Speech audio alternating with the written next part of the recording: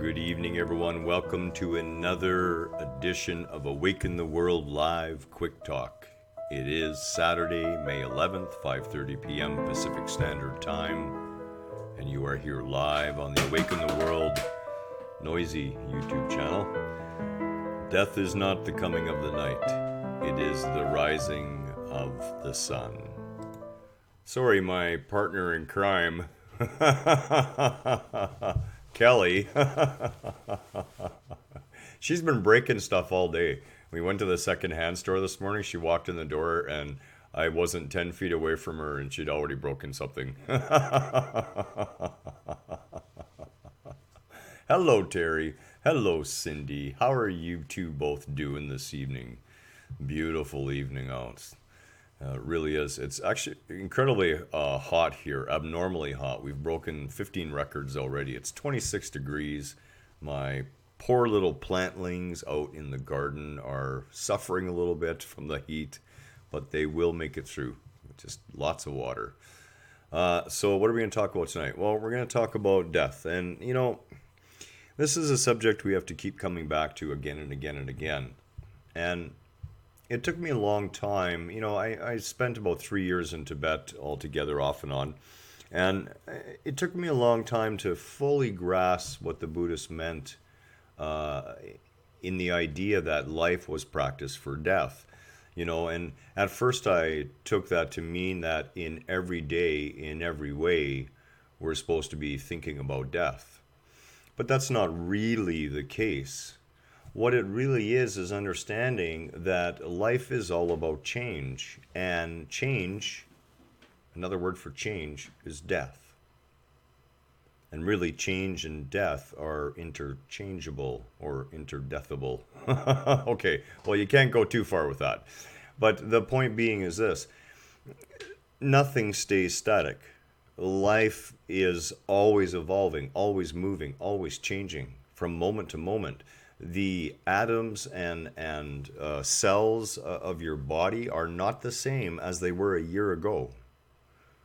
They're simply not. You're an entirely new being as far as the cells in your body go in 1 year. And we're even finding out now that brain cells actually can reproduce themselves. It's not like you can lose them and they won't come back. We're finding this amazing capability. And it's true, we are totally different people in terms of our consciousness, sometimes from moment to moment, day to day, month to month, year to year. Everything in life is a preparation for death. What is death? Change. And egoically, we don't like change. We are actually afraid of change. And of course, the change with the big capital C is the change with the big capital D. Dum dum dum. Death. Right? The Grim Reaper is going to come for you. It's going to take you. Your soul is going to be judged. You're going to go to an eternity of on your knees in gold streets, living in fancy mansions, or you're going to go get beat up for the rest of your life in a dungeon with fire and flames. Crap is what I say to all of that.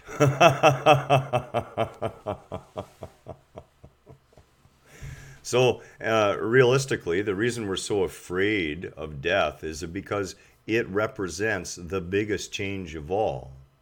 Now, that change may be final in some people's eyes. Some people believe that at death, all you were is gone, that's it, it's over. And there will be nothing more of you ever except what exists in people's memories. That's okay if that's what you choose to believe. You're going to find out different when you cross over. The point is that we have an opportunity in life to be reminded that death is not an enemy. That indeed, every time we experience the death of a current way of our existence, we are offered the opportunity to see a new dawn. The coming of the sun again. The coming of that bright light.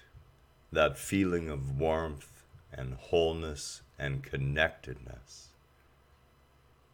This is what is offered to us in every moment. That is the beauty of the present moment. And I can assure you from both of my experiences in dying that not only do you have nothing to worry about, but dying is about as dramatic as one thought to the next. You will literally be alive, having a thought, and then you will be still alive, having a thought, but realize you're missing a very confining shell all of a sudden. And things only go uphill from there. You have to trust me on this. So when it comes to death, and when it comes to dealing with death around us, and again, we're not only talking about physical death, we're talking about the death of what we held to be true, perhaps.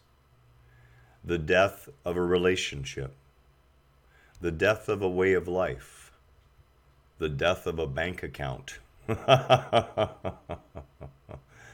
death of a business. The death of a friend. These are natural, perfect changes in that web of life.